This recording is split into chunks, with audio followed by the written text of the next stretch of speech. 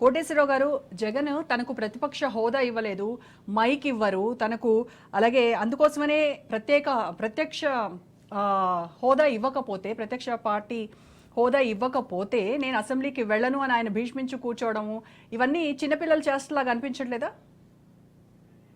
చిన్నపిల్లల చేష్టలు కాదు, ఒక బాధ్యతారహితమైనటువంటి వైఖరి. ఒక మాజీ ముఖ్యమంత్రిగా, అదేవిధంగా 5 సంవత్సరాల పాటు అధికారంలోనూ, అంతకుముందు 5 సంవత్సరాల పాటు ప్రతిపక్ష నేతగా ఉన్నటువంటి వ్యక్తి ఈ విధమైనటువంటి సాకులతోటి సభకు రాకపోవడం అనేటువంటిది ప్రజల పట్ల, తనని ఎన్నుకున్నటువంటి నియోజకవర్గం లేదా తన పార్టీకి ఓటు చేసినటువంటి 40% మంది పౌరుల పట్ల ఒక విధంగా బాధ్యతారహితంగా వ్యవహరించడం అనేది నా అభిప్రాయం. అయితే ఎందుకని జగన్మోహన్ రెడ్డి గారు ఈ విధమైనటువంటి వైఖరిని తీసుకున్నారు అనేది ఇక్కడ కీలకమైనటువంటి అంశం. 5 సంవత్సరాల పాటు ఇష్టారాజ్యంగా వ్యవహరించారు ఒకటి.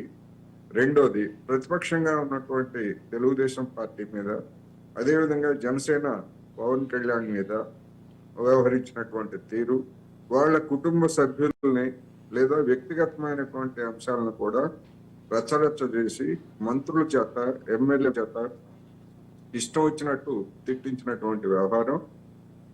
చివరికి వ్యక్తిత్వ హననం చేస్తూ ఉంటే, అసెంబ్లీలో కూడా ఆ విధంగా చేస్తూ ఉంటే ఆయన ఏమి నివారించకపోగా దాన్ని ఎంజాయ్ చేసినటువంటి తీరు గడిచినటువంటి 5 సంవత్సరాల్లో పార్టీలు చూసాయి, ప్రజలు కూడా చూశారు.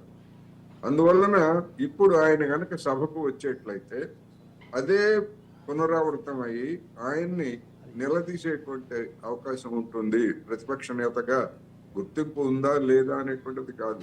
సభలో జగన్మోహన్ రెడ్డి గారు కనిపిస్తే, లేదా ఆయన ఏదైనా ప్రభుత్వం మీద విమర్శలు చేసేట్లయితే మీ సంగతి ఏమిటి, మీ బండారం ఏమిటి అని చెప్పేసి మూకుమ్మడి దాడి చేసేటువంటి అవకాశం ఉంది. అందుకని దాన్ని తట్టుకునే పరిస్థితి లేక ఆయన అసలు సభనే బహిష్కరించడం అనేటువంటిది ఇప్పుడు దీని వెనకాల ఉన్నటువంటి అసలైన కారణం అనేది నా అభిప్రాయం. అంటే ప్రజలు ఇచ్చినటువంటి తీర్పును ధిక్కరిస్తున్నట్టే అవుతుంది కదా ఇది. అంటే 11 మంది 151 మంది ఆ నెంబర్ కాస్త 11కు పడిపోవడమే ప్రజలు నిన్ను వద్దు అనుకున్నటువంటి విషయం తేటతెల్లమవుతుంది. అలాంటప్పుడు 11 నియోజకవర్గాల ప్రజలు మిమ్మల్ని నమ్మి అసెంబ్లీకి వెళ్ళి మా తరపున మీరు రిప్రజెంట్ చేయండి, పోరాడండి అని చెప్పి నమ్మి ఓట్లేసిన ప్రజల్ని వీళ్ళు వాళ్ళ నిర్ణయాన్ని వ్యతిరేకిస్తున్నట్టు, ధిక్కరిస్తున్నట్టేగా. డెఫినెట్ గా ధిక్కరించడం కాదు, బాధ్యతారహితం కూడా. గతంలో తమిళనాడులో డిఎంకేల పరిస్థితి కూడా ఒక దశలో ఇదే విధంగా, అంటే అత్యంత కనిష్టమైనటువంటి సంఖ్యలోనే ఎన్నికైనప్పటికీ వాళ్ళు ఎంత శత్రుత్వం ఉన్నా, డిఎంకే, కరుణానిధి, జయలలిత మధ్య రాజకీయపరమైన శత్రుత్వం ఉన్నా కానీ ఈ విధంగా మేము సభకు రాము, లేకపోతే మాకు ప్రతిపక్ష హోదా లేకపోతే మేము మాట్లాడము అనేటువంటి పరిస్థితి ఆనాడు లేదు. అందుకని ఇది ఒక కొత్త పరిస్థితి భారత రాజకీయాల్లోనే. ఒక విధంగా చెప్పాలంటే జగన్మోహన్ రెడ్డి గారి వ్యవహార శైలి ఒక కొత్త పరిస్థితి. ఇది ప్రజాస్వామ్యానికి కానీ లేదా చివరికి వైసీపీకి కానీ ఏమాత్రం అది ఉపయోగపడేటువంటిది కాదు. ఇంకా వైసీపీ దిగజారడానికి కూడా అవకాశం ఉంటుంది తప్ప మరొకటి కాదు. ఇప్పుడు ఆయన ఇంకొకటి ఏంటి, నేను అసెంబ్లీకి రాను, బయట నుంచి ప్రశ్నిస్తాను అంటున్నాడు. బయట నుంచి ప్రశ్నించడానికి మీకు అసెంబ్లీ సభ్యత్వమే అక్కర్లేదు. షర్మిల గారు చెప్తున్నది అదే, లేదా మిగతా పార్టీల వాళ్ళు చెప్తున్నది కూడా అదే. మీరు ఆ సభలో అడగకుండా, సభకు రాకుండా బయట నుంచి ఎవరైనా ప్రశ్నించవచ్చు. సభ్యులు కాని వారు ఎవరైనా ప్రశ్నించవచ్చు. సభ్యులో ప్రాతినిధ్యం లేనటువంటి పార్టీలన్నీ బయటనే కదా ప్రశ్నిస్తూ ఉంటాయి. వాళ్ళకి మీకు పెద్ద తేడా ఏముంది?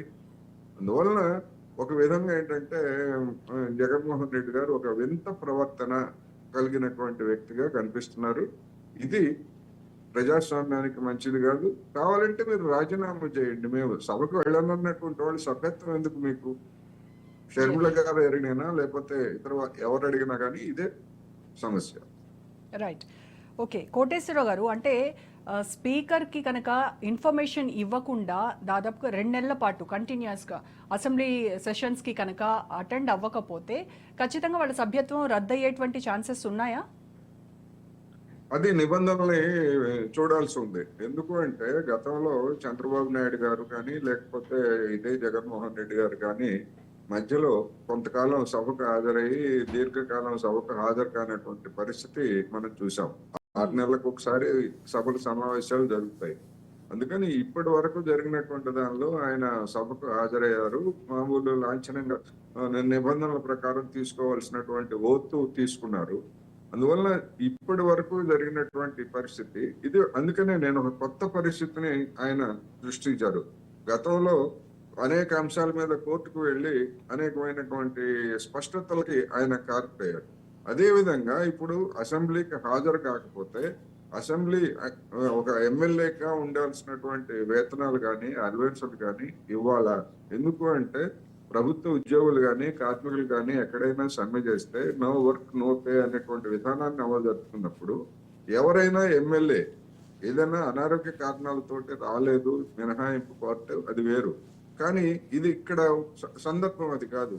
నాకు ప్రతిపక్ష హోదా ఇవ్వలేదు కనుక నేను సభకు రాను అని చెప్పేసి ఆయన స్పష్టంగా ప్రకటించాడు. అటువంటి వ్యక్తికి సభ్యత్వం ఎందుకు, సభ్యత్వాన్ని రద్దు చేసేటువంటి అవకాశం ఏమన్నా ఉన్నదా అనేటువంటిది న్యాయ నిపుణులు పరిశీలించాల్సినటువంటి పరిస్థితి ఉన్నది. నా అభిప్రాయం ప్రకారం అయితే అది తర్వాత చూడొచ్చు. వేతనాలు కానీ అలవెన్సులు కానీ పూర్తిగా కట్ చేయాలి అలాంటి వాళ్ళకి, ఎవరికైనా సరే ప్రకటించి చేసినటువంటి వాళ్ళు. ఆ పనైనా స్పీకర్ చేస్తారా, అటువంటి అధికారం ఉందా లేదా అనేటువంటిది నిబంధనల్ని పరిశీలించాల్సి ఉందనేది ఈ సందర్భంగా నేను చెప్పదలుచుకున్నాను. ఓకే.